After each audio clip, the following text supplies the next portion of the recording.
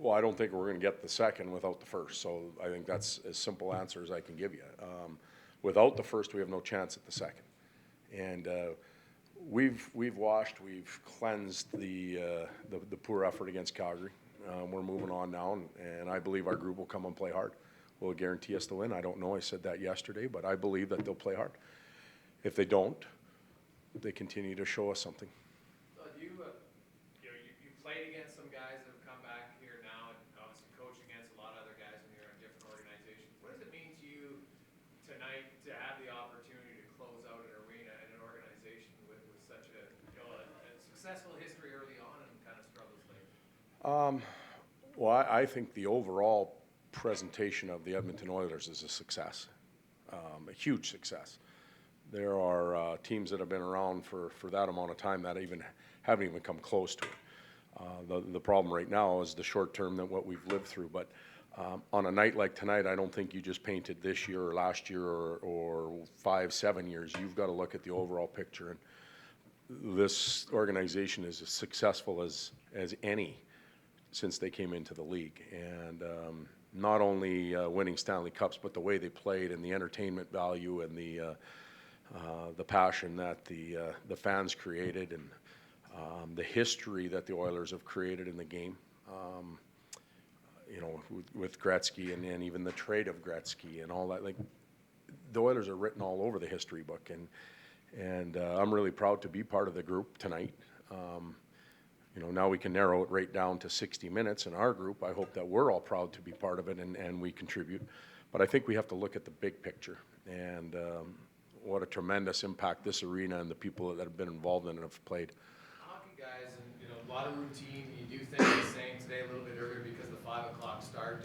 Would you want your guys to mingle with the alumni today for 10 or 20 minutes or half an hour if it's outside of the routine, just because it's something that maybe is different? There's a conversation that spurs a guy to focus differently. We some had that opportunity yesterday. There was a number of alumni that were around the rink and poked their head in the locker room, shook hands. Some of the players knew some of them because there was a relationship. Others had to be introduced and explain this individual played in the 80s. This guy was here in the 90s. So some of that has happened already. The media coverage through your group and everybody else is immense, so they're hearing that. They may get a chance to run into some people as we go, but with the condensed day, it's tough. They have to prepare themselves to play. They know that based on the effort last time. So if they run into some people, great. If not, then they will get a chance to socialize after the game with the legends, and it's always easier to do with a good effort. With everything you're trying to establish here, Todd, when you see from afar what the Canucks were able to do in San Jose, Anaheim, and beat LA at home, from a distance, what does that speak to? Do you think it's the Sedins in a room holding our room accountable? I mean, something you're trying to establish here. Yeah. Do you think that's what comes into play when you see a team that could easily? I think the teams go through phases. You ebb and flow. You're at the top of your game and it slips a little. And Vancouver was having some struggles, 2 weeks ago, a lot of struggles. And I think Daniel and Henrik, if I'm correct, just from the outside, spoke up and then it reflected in their play. They're obviously an important part of the team, so they're doing a good job of leading. We have people that have done that. During their 2-week swan, we were playing pretty well and playing against those heavy teams and pushing them. So are we in a swoon ourselves? I don't know. We only played one game in 10 days or whatever it is now. I might be exaggerating a little bit, but I think they're doing a good job. What's interesting about these two teams is, we're fourth game against them tonight. All the games were 2-1, low scoring. I was told today we've already used 33 different players. We're at 37?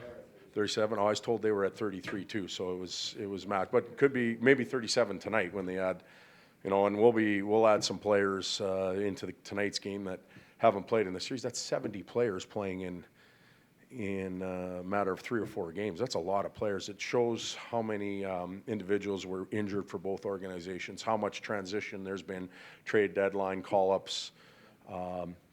I don't want to call it instability because it's not that, but the transition of both teams is very similar. Yeah, all right, you open up the Pandora's box Oh, here oh.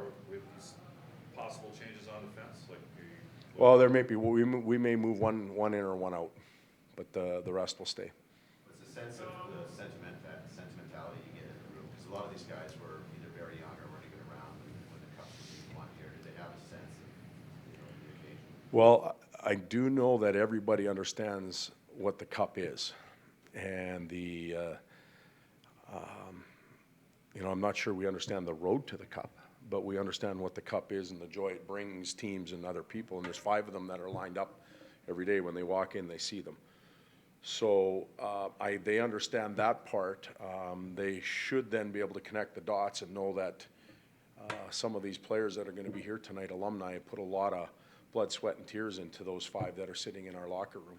And we'll make the trip over to the new building. So I think they can connect the dot, and there is some sentiment. Yeah. You talked about your evaluation process through the stretch drive here, Todd. How much do you evaluate in a game like tonight where it's a big stage, there's grades in the building, there's pressure to win? Is this an opportunity for you to go to school a little bit on what some guys Yep. do? It is every night. I think it's a special night in the festivities, but if we played this at Lake Louise on the lake, we're still going to evaluate. There may not be anybody there watching. We'll still evaluate. And coming off our past effort, we want to see who can respond and who doesn't. And so we'll evaluate like any other night. New rink next year will bring some change, probably welcome change in a lot of ways. Is it enough? How do you, there needs to be a lot of change around here. Can you use a new rink? Can it be something that solves problems? How much change can happen? I don't think today, Mark, I'm going to defer that to Monday.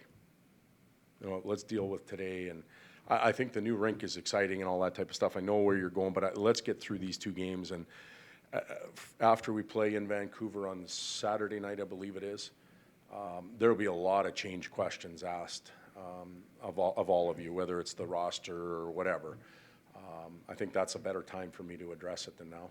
Couple of games left, do you get a chance to see what a top 6 might look like as opposed to the 3-center system that you had before, or is it 2 games? As much as I'd like to experiment, I want us to play. And we had some line combinations that gave us real good games down the stretch when we went to California and came back here. We may go back to those lines for a little while just to get everybody going.